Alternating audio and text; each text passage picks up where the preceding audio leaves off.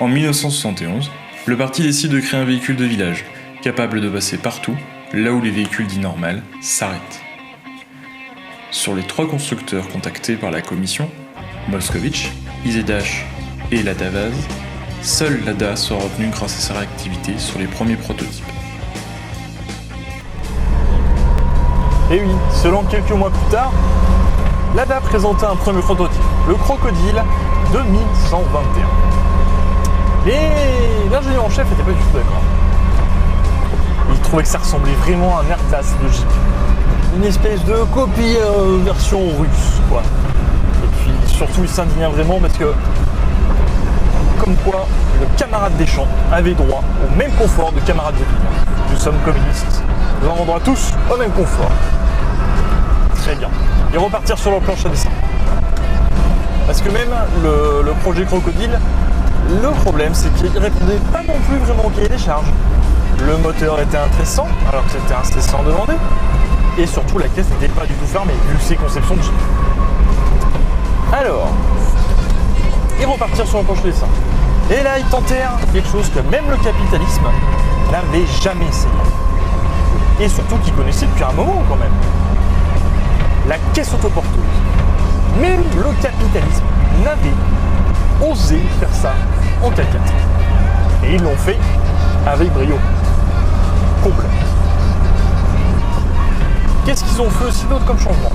Ils ont fait changer le moteur pour un C100, les roues avant sont indépendantes, t'as un 4x4 permanent, t'as un blocage de différentiel et t'as le boîtier de transfert.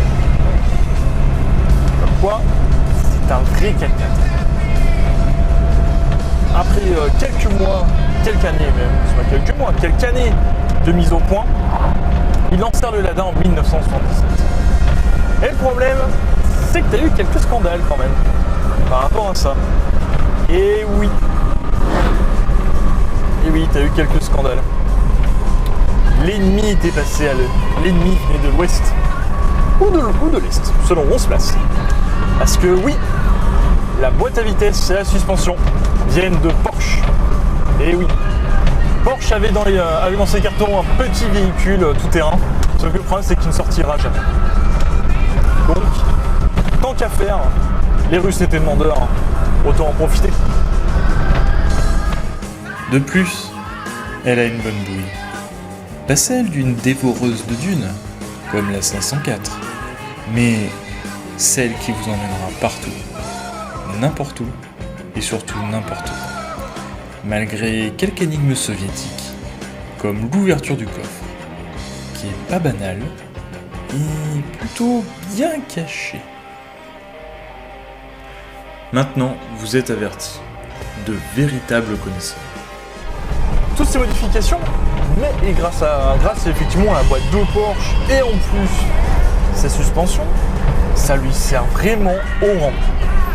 Ça lui sert vraiment au rang d'un Range Rover. Et oui, j'ose le dire. Et puis ça pour un prix imbattable. Tout son succès. Après, effectivement, on peut le critiquer sur le fait, mais le moteur, il n'est pas forcément très très puissant comparé à la concurrence. Ouais, mais en attendant, il a quand même du coup. Et je suis persuadé qu'en TT, il va faire largement son bonheur. Après, sur route, bien sûr, effectivement, ça fait un peu rossignol de temps en temps.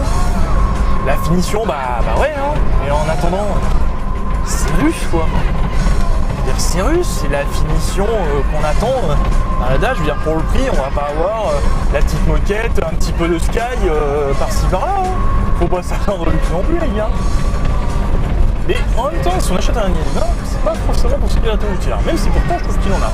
Bon là, ici on est en présence du mois de 5, on a plus la boîte 4, donc on fait, c'est un deuxième millésime, enfin deuxième version, on devrait dire plutôt.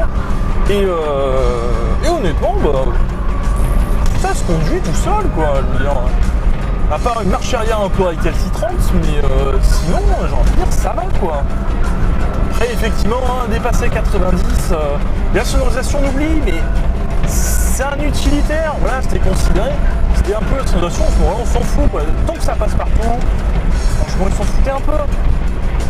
Après, il y a la consommation, effectivement, mais c'est pareil, quoi, c'est incessant. Si tu fais du sur-régime tout le temps, certains, j'ai envie de dire, j'ai envie de dire mecs qui ont essayé apparemment, essayer tout le temps à fond, bah ouais, t'arrives à 15 litres au 100, mais en même temps c'est normal, si t'es tout le temps dedans, ça changera pas. Puis bon, la consommation quand même s'est améliorée avec l'injection, puis t'avais beaucoup moins de soucis entre l'injection et le carburateur, parce que les carburus, merci, hein, la consommation ils savent faire, hein, ça y a pas de souci. Mais aussi le problème c'est quand on est en tout terrain, quand t'es en grande pente, mais ton carbu il reçoit pas assez d'essence et tu cales et là t'es un pont. Alors qu'avec l'injection, ce problème a été résolu. Donc voilà pour l'instant ce qu'on peut dire sur la date de route, j'ai envie de dire. Et sur route, ça va quand même. Bon, effectivement t'as que de place, hein, mais en attendant t'as la place derrière pour mettre tout ce que tu veux. Hein.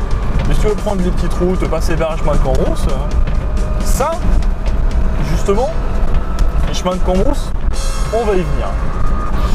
Même si je dois avouer que ce n'est pas moi qui conduis en tout terrain, j'ai été bluffé par ses capacités avec des pneus dits civils.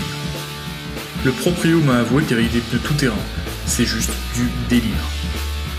Ce n'est pas son premier Niva, et pourtant il n'a jamais été déçu. Malgré la corrosion et l'entretien régulier que réclame la bête, elle vous récompense par une agilité insoupçonnée, des pièces abondantes, une tenue de route correcte sur route, mais énorme en tout terrain. Et elle mérite vraiment qu'on s'y intéresse pour la sauvegarde de l'espèce.